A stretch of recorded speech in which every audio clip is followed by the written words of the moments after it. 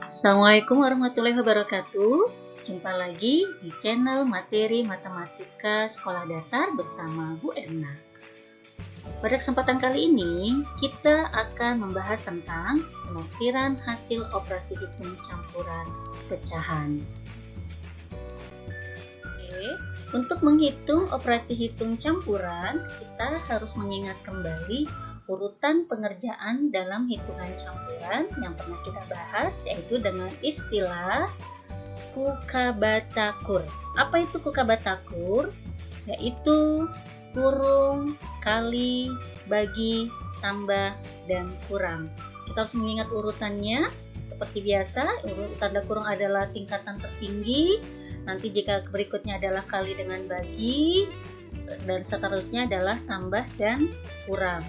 Nah, jika ada soal tanda kurung, maka itu yang dikerjakan terlebih dahulu. Jika kali dengan bagi, maka nanti didahulukan yang paling depan.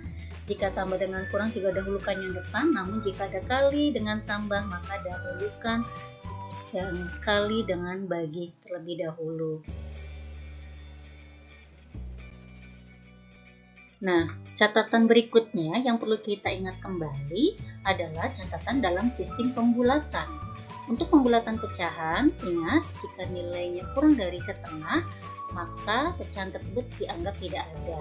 Tapi jika nilai pecahan tersebut setengah atau lebih dari setengah, maka pecahan tersebut dianggap tidak ada, tetapi satuannya bertambah 1. Sedangkan pembulatan dalam desimal, jika angka di belakang koma kurang dari 5, maka dianggap tidak ada. Namun jika angka di belakang koma 5 atau lebih dari 5, maka dianggap tidak ada, tetapi satuannya bertambah 1. Oke, kita perjelas dengan contoh soal. Taksirlah hasil operasi hitung campuran pecahan berikut ke satuan terdekat.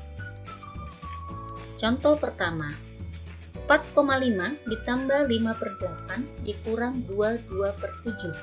Ingat, jika ada soal dituliskan di dalam bentuk taksirlah, dalam pernyataan taksirlah, berarti kita tidak mencari hasil yang sebenarnya, tapi hasil yang sudah dibulatkan.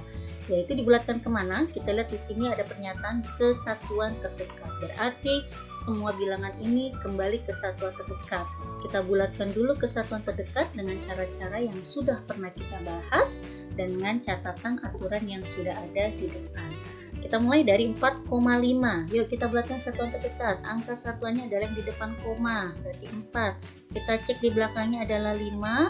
Kita coret karena 5 dia lebih dari 5 dan lebih dari 5, berarti depannya bilangan bulatnya atau satuannya bertambah 1, maka 4-nya berubah menjadi 5.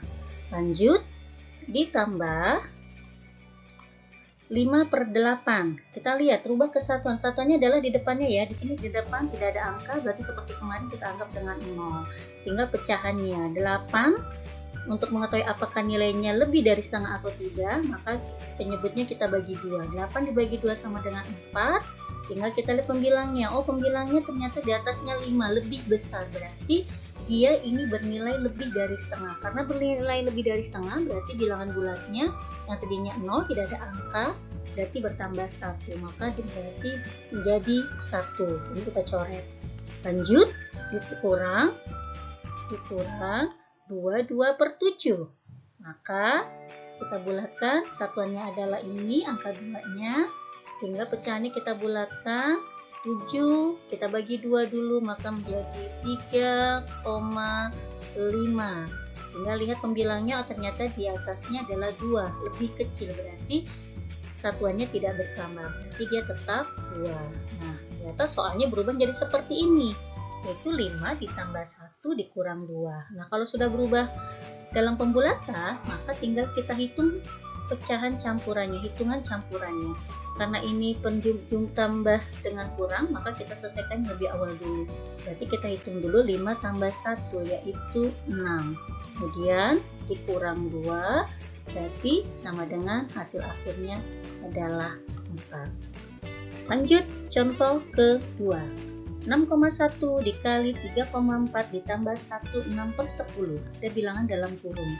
Kita selesaikan terlebih dahulu soal ini. Sebelum dihitung kita bulatkan terlebih dahulu. Dimulai dari yang pertama, 6,1. Satuannya adalah depan koma, angka 6 dicoret, belakang komanya karena angka 1 berarti tidak bertambah, berarti dia tetap 6.